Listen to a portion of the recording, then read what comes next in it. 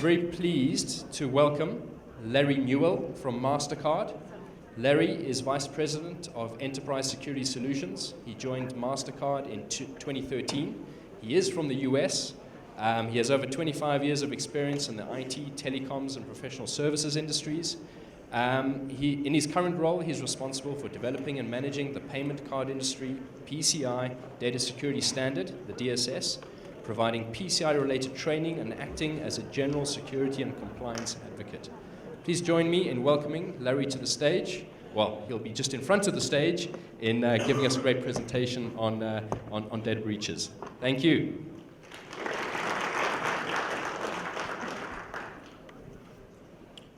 Well, thank you, everybody. Thank you, Andrew, for the introduction, and it's my honor to be here at PASA, being able to present to you the root cause of account data compromise. So this could be a challenge because usually I'm mic'd up with the lapel, so it's like chewing gum and walking at the same time, so bear with me here. This is just a disclaimer that some of the information that you're going to see in these slides are proprietary and confidential to MasterCard, especially the ADC. So the first couple slides that you're going to view, I ask that you not take pictures. But anyway, we present these out to audiences like yours, so you're privileged to actually see them. You'll actually see a lot of the information that is available in the Verizon data breach report. So it's very similar information. So what I'd like to do is start off with a couple definitions here. Typically, in the industry, especially whether I'm developing the standards or working with the ADC team, these terms are interchangeable a lot. So these are the definitions provided by Merriam-Webster. And as you can see, the breach, difference between a breach and a compromise, just to set the tone, is that a breach is breaking into the system, right? Gaining access, unauthorized access into the system. And then when you actually compromise it, you're actually exfiltrating the data out, right? Using it for malicious behavior. And what I like to do is always provide an example similar to breaking into a bank, right? So if you break into the bank, you actually breach the security of the bank. You gain access into the lobby, so on and so forth. But if you actually break into the vault, steal the valuable materials inside that vault, and then take them to the external side and sell them on the black market and try to materialize or monetize those valuable goods, that constitutes a compromise. So similarly with credit card information, it's first initiation of breach, and then exfiltrating the data out, credit card data out, which does the account data compromise. So I have the presentation broken up into three sections. The first section is looking at historical data. This is the data I talked about that is confidential. Then I'll move on to some of the trends that we're seeing within the industry. So you'll see that since we accumulated the data over 2015, you'll see historical data from 2013, 2014, 2015. And then I'll move into the trends that we're seeing today, which is very similar. And then from that, I'll move into looking at an incident response plan. So these are, you'll see throughout the presentation, a lot of simple controls that you can put in place. So these are probably the top four that continually occur, whether you're talking large merchants or small merchants. The first one is weaker default passwords. That leads to the breach of security.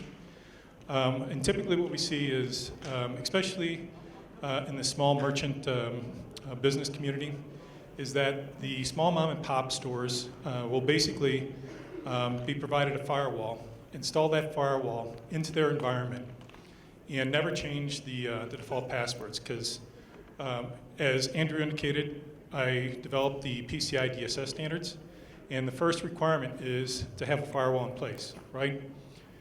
So they meet that requirement, but what they don't do is adequately secure that firewall. So if you go out and Google the passwords, if it's a Cisco firewall, You can go out and Google, and all the default passwords and accounts are out there.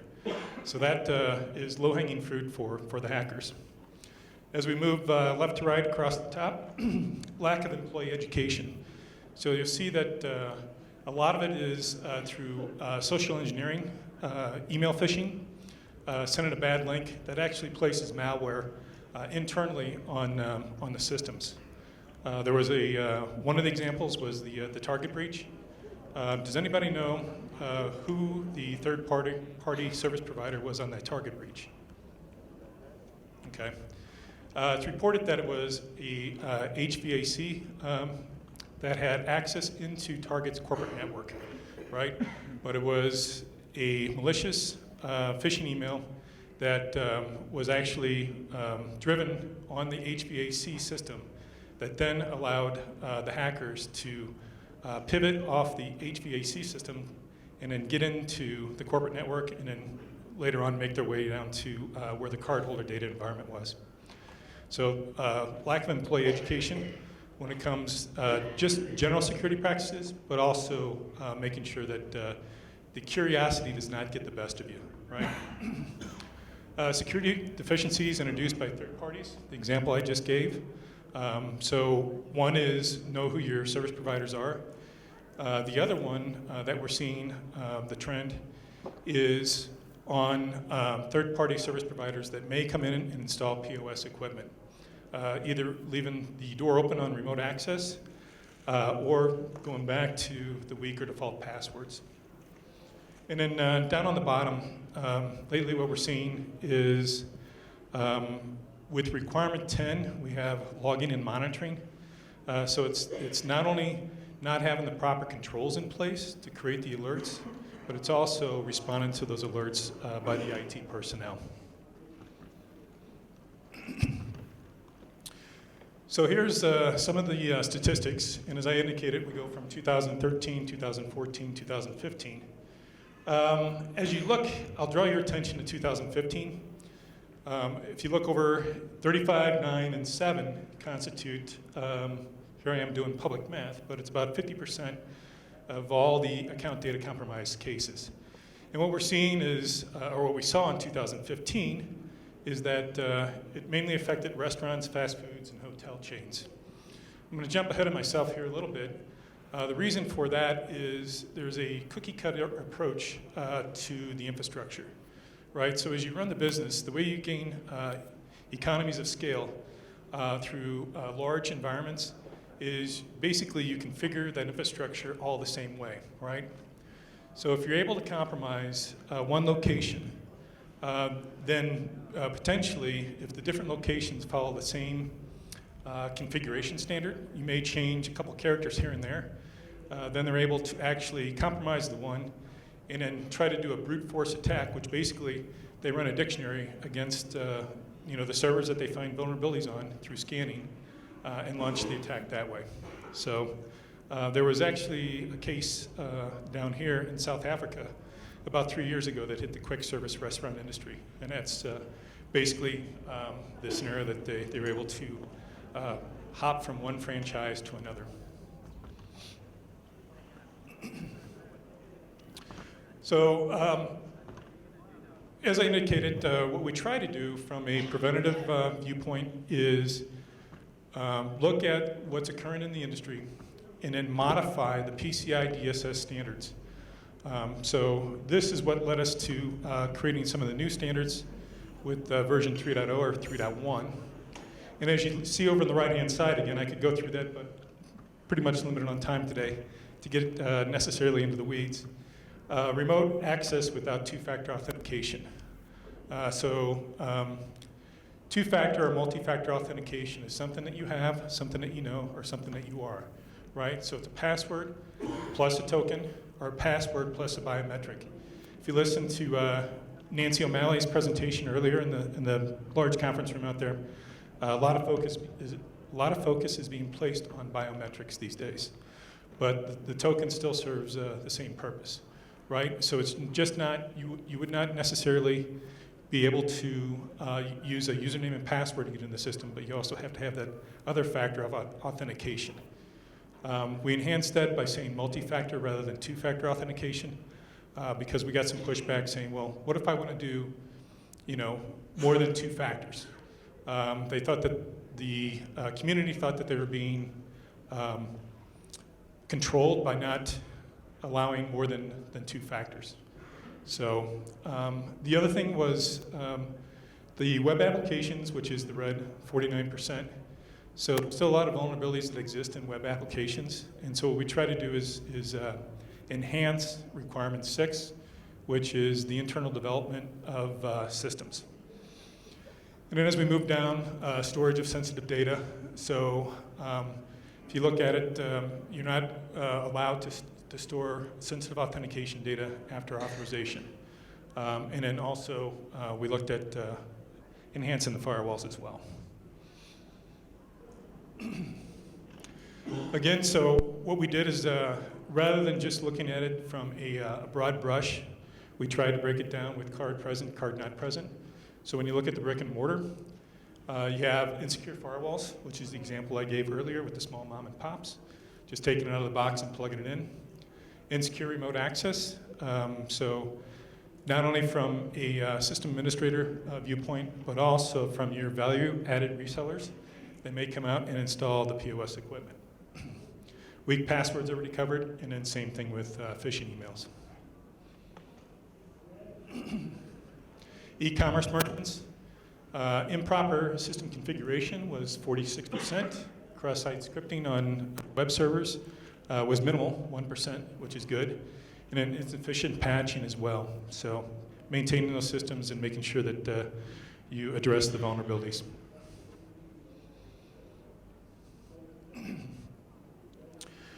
So what we try to do, illustrating on these slides, and I won't go through them in a whole lot of detail, but if you look at 2013, about 75% of the controls, and these are based on the forensic investigation reports that we get back in once a compromise has occurred. But when we look through those reports, we figure that, or we tabulated that 75% of the PCI DSS requirements were not in place in 2013. We improved a little bit in 2014. If you look at from requirement 12 down to requirement 3, it actually tallies up to, I believe it was about 58%. And then as we moved to 2015, again, we fell back a little bit on this one, and it's actually 68%. So as Nancy indicated, the PCI DSS is actually put in place. It's a minimal security standard that can be followed by merchants or service providers that basically does a layered security approach. So it's been in existence for about 10 years now. We think it's a pretty good standard, but again, it's minimal, right? We always advise that you should do above and beyond, depending on the business, because obviously you don't want to lock everybody out of the business. So, but if you follow that, you're going to have pretty good security. But we would always encourage to go a step beyond. So as we move into the trends, these are what we're seeing in the industry today, right? So system intrusions. So obviously you got the SQL, which is a injection into your website, modifying the data. You get the malware. So once they're able to breach it, they place the malware out there, or they place the keyloggers. Web-based attacks are always there. The POS and ATM tampering, right? So there's been a lot in the news about a lot of the ATM compromises that are going on these days. Skimmers and Bluetooth devices is what they're installing. Keypad overlays, and then small cameras, obviously. And then coming down, employee or vendor actions. So theft and collusion, and then social engineering.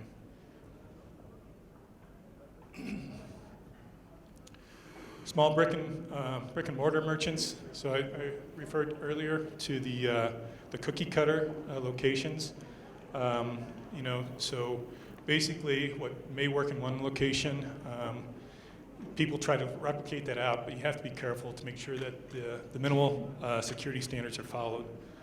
And then I mentioned also the point of sale resellers. weak passwords or passwords that are not unique enough. So injecting special characters, so on and so forth, and also looking at remote access. So bottom bullet reiterates what I said earlier. Once they're able to compromise one location, gives them basically the keys to the kingdom to hop or pivot to other locations. The attack vectors, email-based. So again, curiosity gets the best of us. Web browsers, you'll see a slide here in a moment, but Adobe Flash and Java, making sure that those are kept up to date, patching, and then compromised credentials.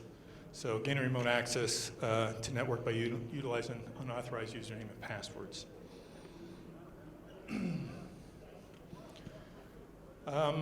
So on this, it's third party. So in a few of the instances, what we saw is having multiple remote accesses into your environment, right? And not properly securing those. So either always allowing them to be always on, or creating that the challenge where it has actually the two-factor or multi-factor authentication. So you have the always on, let's see.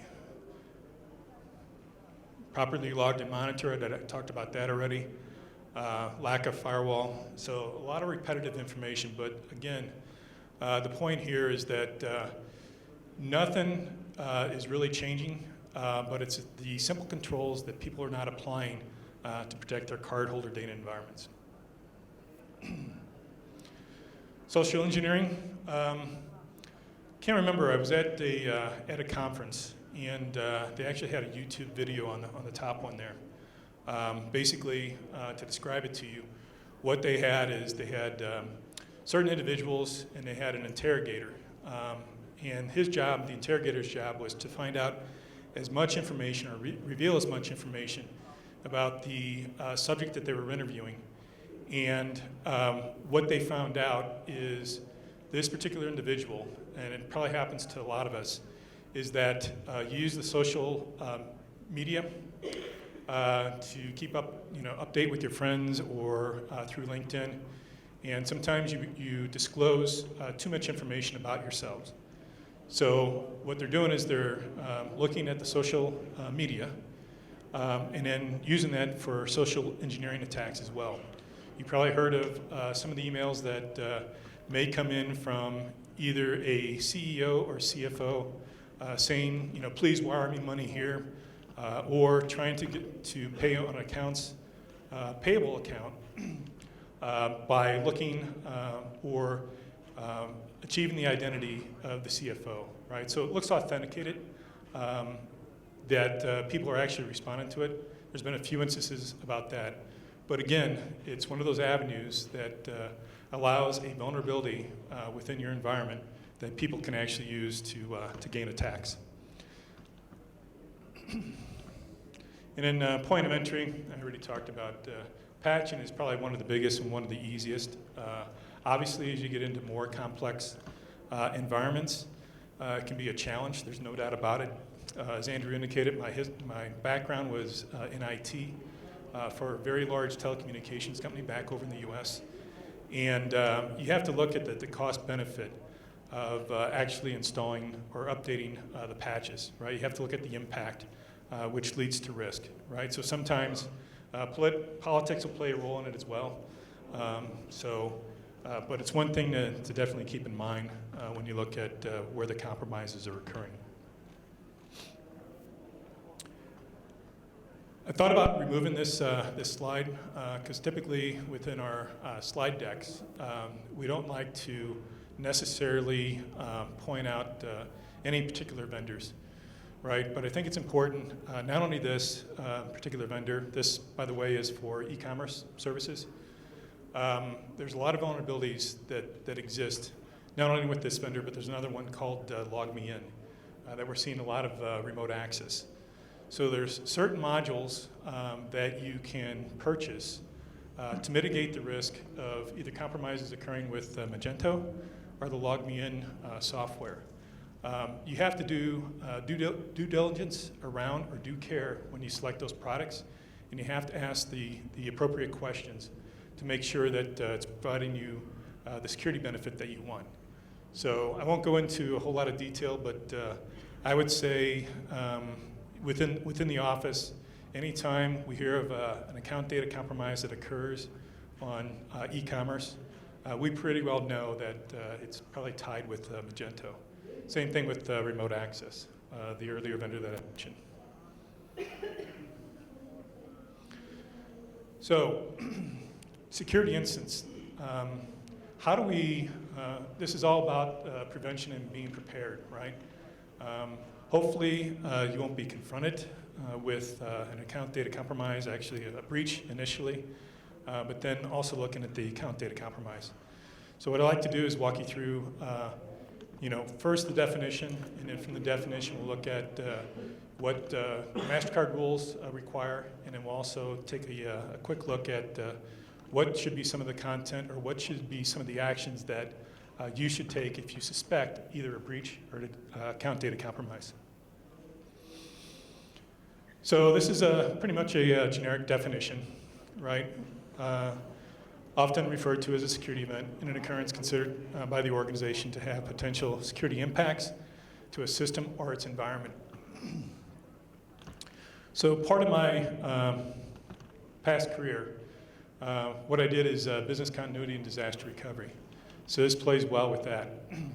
Probably the biggest challenge that we had when it came to identifying a security event is, you'll see it on the next slide here, how do we react to it? What's the impact? And then being able to have the authority, think if you have IT organizations in your entities or your companies, are they empowered? And then one of the primary things is communication. So either identifying it, communicating it upward, and then often we see today is the whole PR, right? How do we communicate that externally? Who's the appropriate resource that can do that? It also comes back to employee education as well, right? So you don't want a entry-level manager, out there talking either through social media or being addressed to the press. Basically, you want to make sure that it's communicated at a higher level, and that you have all your ducks in a row before it actually goes public. I'm not saying to delay, but that's where the security incident response plan comes into play. So here's some of the security incident examples. Unintentional or malicious access, so that's the unauthorized access, right? So, does that rate high at a risk level within your organization, or does that rate low?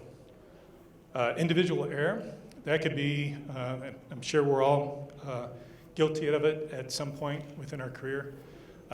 You may have within your email addresses through Microsoft Outlook, somebody cached, their name cached. So say for instance, I'll pick on Andrew here.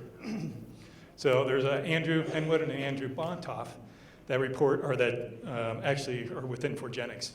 So they're both cached in my Microsoft Outlook. And if I simply type, well, there's a little bit different, but bear with me here. If it's Andrew, it may pick Andrew Henwood, and it may pick Andrew Bontoff, right? So if I wanted it to go to Henwood, it may have selected Bontoff, and it may send the wrong information. So that's where the individual error comes, and especially if you send proprietary or confidential information out, that's a big issue. Think about it in the credit card environment, right? So you want to update somebody internal to your organization via email on some specific accounts. It may be an Excel spreadsheet attachment or something like that, and all of a sudden it goes externally out to, say, one of your vendors or somebody else, gets into the wrong hands. Password sharing.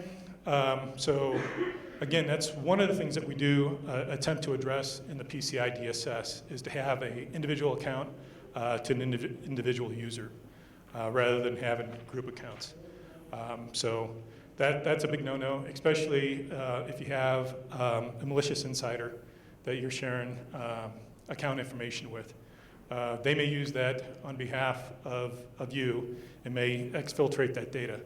So the finger is going to be pointed back to you if logging and monitoring is in place, that that event actually occurred. But again, think of the scale that I mentioned earlier. Is that a high risk or low risk, right, when you develop your plan? Email forging, that's taken on the identity of somebody else, which I mentioned earlier, through the social media. It can also happen internally as well. Somebody leaves their keyboard unlocked, or actually their computer unlocked, and somebody wants to play a joke. So they sit down and send an email out, whatever it may be, trying to be funny or something like that. But the best thing to do is either have the timeout on the computer, or actually lock the computer every time you leave your workstation. Unauthorized uses of resources. Again, that is making sure that roles and responsibilities are defined clearly.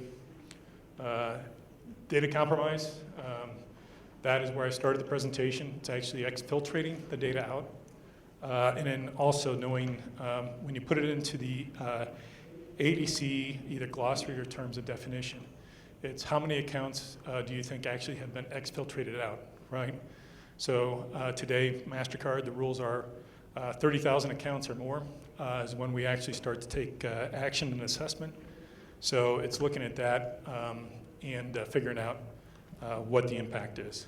And then it's system compromise as well. So again, this all plays in the role of determining the severity of what has occurred. On this one, what I'd like to do is draw your attention to number 2 there. It gives a definition of what the MasterCard rules are in regards to what an account data compromise is defined. So it's any occurrence that results directly or indirectly in the unauthorized access to or disclosure of MasterCard account data. Within that, it's also Maestro as well, right? So we have both brands, MasterCard and Maestro. And then I'd like to also mention, ADC events require specific actions to be taken. You'll see that on the next slide here. So this is lifted directly out of the MasterCard rules. It's presented a little bit different in more or less a pictorial form. So immediate notification, notify the acquirer MasterCard if you suspect the account data compromise has occurred. Within 24 hours, investigate and contain the incident. Within 24 hours, submit at-risk account numbers. And in 72 hours, engage a PFI.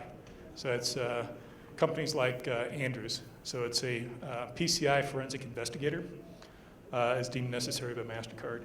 Within 20 days from commencement, so that's once the PFI is actually engaged, we require that a forensic report is actually provided to MasterCard. And then the final one, comply with PCI DSS.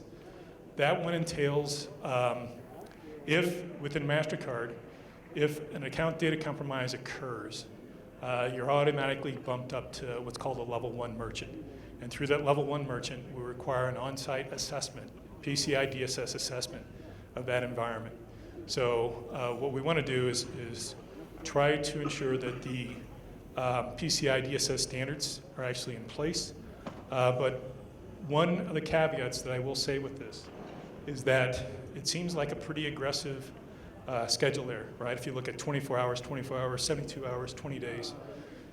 It's always been MasterCard's intention is to work with those that actually get compromised, right? So if we didn't set those thresholds, what we would suspect is that people would ignore it. So we set the thresholds to be aggressive, to require some action, okay? But if it does occur, unfortunately does occur, then obviously what we like to do is work with that entity that it's been breached or compromised. So this helps begin to define what's in an incident response plan. So I'll just touch upon the highlighted items there. So in the response plan, what you need is you need to identify, prepare, respond to, provide forensic and investigative capabilities, and then maintains and recovers and restores. So again, if you go back to disaster recovery, right? So the incident occurred, And what you want to do is not only business continuity to make sure you can still accept credit cards with your environment, but also you want to restore operations, right? So I'll give you some other tips here as we continue to cascade through these. This is with any good security plan, whether it's an incident response. What you want is statement of management commitment, right? So if you don't have management buy-in on your incident response plan, especially executive management, you're more or less trying to fight a losing battle, right? Same thing with the security program, right? So you have to have the authority to make some decisions, include those decisions within the plan or within your security program. And then there's other bullets listed there. Scope of the plan, so looking at your CDE environment, cardholder data environment should be part of the plan. It should also be connected to devices. A lot of times what we see is the connected to devices are actually discarded, but if you go back to the Target incident that I mentioned before, they did not scope in that connectivity in from the HVAC vendor. And then what I would say is perform performance measurements with any good strategic plan. You want to make sure that it's measuring up to your standards. And you'll see not only this slide, but I have another slide in here as well. So one is to be prepared. The other one is to be able to detect and analyze, contain and eradicate, and recovery, and then also the post-incident activity. So it's not mentioned here. It may be implied. But nevertheless, you should always attempt to exercise an incident response plan, right? So you may have it, what you'll do is you'll determine weaknesses within that plan and then be able to address it. So that's part of the post-incident activity as well. You're enhancing the plan, more or less. So here are some of the short-term containment activities that you could actually do. Remove attacker access, right? Prevent aggregation of data, removal of malware, delete cardholder data files, right? So if you identify, be able to identify where they're actually aggregating that data for them to actually exploit it. If you can take those files away, the better off you'll be. And then verify. If you do get it remediated, what you want to do is verify. The last thing you want to occur is a rebreach through some residual, either malware out there or vulnerabilities that exist, either through remote access or through software based on a website. Safeguards for the POS systems. So I'd like to draw your attention over to the right. Even though probably the main thing is looking at the PCI DSS, but protect the network perimeter. And the biggest thing on that is on firewalls, both what I'll term as ingress and egress filters, right? So ingress is the hackers gaining access to your system. Make sure the firewall rules are in place on that. But more importantly, it's the egress, how they're actually going to exploit that. So what you want to do is make sure that the firewalls are actually, the terminology in the industry is called hardened, to make sure that it's least privilege. So you have the least amount of ports or services open going externally. Let's see, hardware, POS, and authentication systems. So that again comes matched back to how do we challenge those who have access into the POS. I mentioned earlier about the two-factor, multi-factor authentication. Goes hand in hand with the protect administrative users and passwords. Third-party vendors we already talked about. Know who your third-party vendors are. Requirement 12 actually addresses within the PCI DSS that you would actually, excuse me, have a contract, understanding which ones are actually in place or not in place from a who's responsible for managing those systems. And then earlier, one way to actually enhance the security, implement the point-to-point encryption or tokenization. EMV, we have EMV shoved in there, but I know South Africa's and most of Europe's on EMV already. But if you can do point-to-point and tokenization, you actually end up devaluing the data for the bad guys. Some of the more long-term, again, I think this is pretty repetitive. And again, this follows pretty much hand in hand with what's in the PCI DSS. With the exception, there's tokenization and point-to-point encryption is not a part of the DSS requirements. It's actually supplemental and is not mandatory to date. That's a lot of the questions that we get. When are you going to mandate tokenization or point-to-point encryption? Today it's not. Again, I'll refer back to Nancy's earlier. It all comes down to a business case, right? There's a cost implementation of that. So what do you do? The one bullet that I did overlook on this particular slide is to take the PCI DSS and apply it to your environment, right? If you can apply it to your environment within that, within the data security standards, there's actually a requirement in requirement 12 that addresses the incident response, right? But many of these bullets that you see here with the development awareness, again, it's basically summarized everything that I went across today, probably with the exception of designated specific personnel to be available 24/7, right? Because you never know when that breach or compromise is going to occur. Can't stress enough about training, and employee awareness. And then not only does it come down to the establishment, the development, and documenting the plan, right? So you may think that you have things under control. You know, everybody has an idea of how to address it, but in order to get the appropriate resources, taken action on a breach or a compromise, you have to align and make sure you gain the efficiencies by having the plan documented. So Andrew's been flashing me here. I think I'm just about out of time, but I'd like to address any questions. I'd like to thank you for the opportunity to present today. So any questions from the audience? And do we have another mic or? Oh, yeah, I can do that. All right, well, we're just checking to see if there are any questions. Thanks very much, Larry, for that. I really do appreciate that.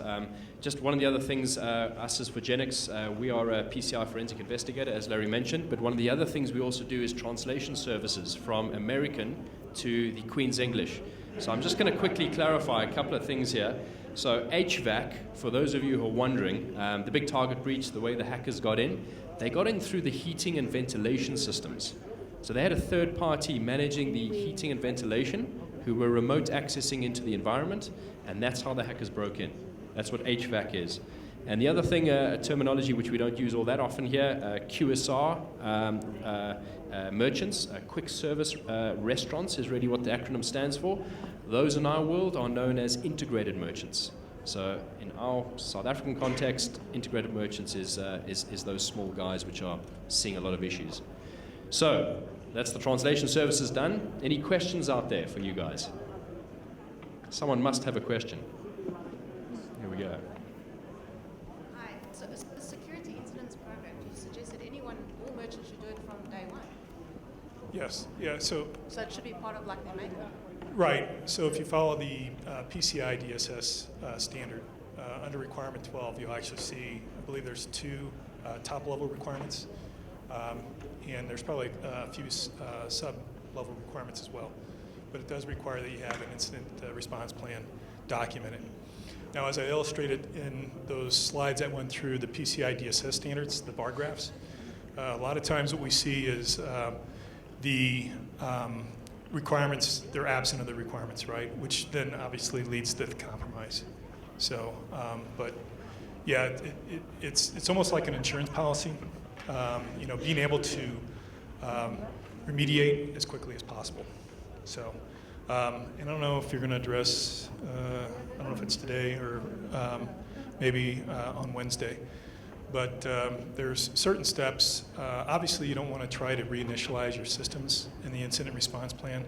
What you want to do is try to preserve the logs that are generated through audit logs or through IPS or IDS systems, intrusion prevention systems or intrusion detection systems.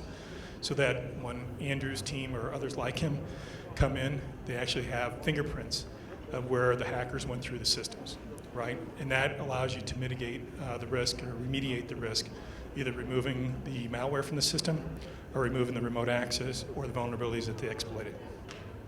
So would this be applicable to all merchants, not just? It is applicable to all merchants. Within MasterCard, we require that all merchants are PCI DSS compliant. We require that level 1 through level 3 actually report compliance to MasterCard. The smaller merchants, which is 20,000 transactions up to 1 million transactions, they don't have to report. They have to report to their acquirer, but not to MasterCard. We don't require them to report to MasterCard. Okay? So one thing that I did fail to mention, and I'm sorry a few people left the room, I do work on the PCI Data Security Standards Council. One thing that we did for the small merchants this year that was released about a month ago was the Small Merchant Business Guidelines. And I was talking to Andrew earlier. And it's not necessarily a translation problem, but what we try to do is simplify 10 requirements that would actually help the small merchants protect their environments. You know, because when you get into we always use the small mom and pop pizza stores. You know, the last thing they want to do is security or IT infrastructure. They're worried about generating revenue through the production of pizzas. So we did that. It's available online through PCI securitystandards.org. So thank you for the questions. Anybody else? Great. We're pretty much out of time. There is one more question there at the back. I thought we can take it, if it's a quick one, and make it brief. That'll be fine. Thank you. Olivia Bueno, InterSwitch. You mentioned EMV technology, but I have EMV on my network right now, but what about P2P encryption? Do you still need P2P encryption also once you already have EMV? Yes. We strongly recommend that you go to point-to-point encryption. With EMV, there is still a vulnerability. The only thing that the EMV, when you actually insert the card into the reader, when you enter your PIN, the PIN is protected, but everything is actually set in clear text. So the account data outside of the PIN is still set in clear text. So the advantage of EMV is that you're mitigating the risk of card-present fraud, right? Through the duplication of cards, right? Via magstripe for the main purpose, right? So you eliminate that, but the data as it flows across the network, the only thing that's protected is the PIN block. Well, thank you. You're welcome. Great. Please join me in thanking Larry very much for his presentation. Thank you.